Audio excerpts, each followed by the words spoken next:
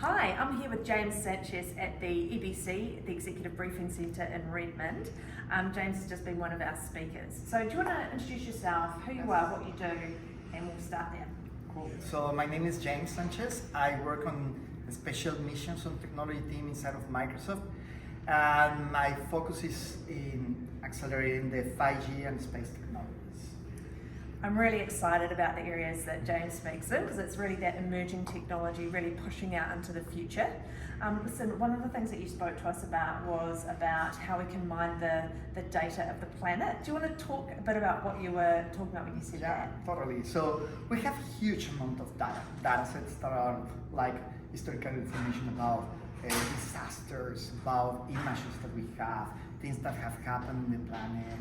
And now with all the planetary computing that we have, we can put all of that together and connect it with GeoGPT, for instance, and having analysis of what was the impact that has like one of the cyclones or the storm, how it's going to affect that area in particular. Because we can now connect all the information, but not only that.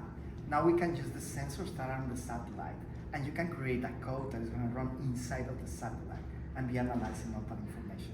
That's so amazing. So essentially, people can just ask questions into these massive data sets and find out what's happening all around the globe. How are particular organisations using that? Can you give me an example of a use case? For example, the Department of Agriculture.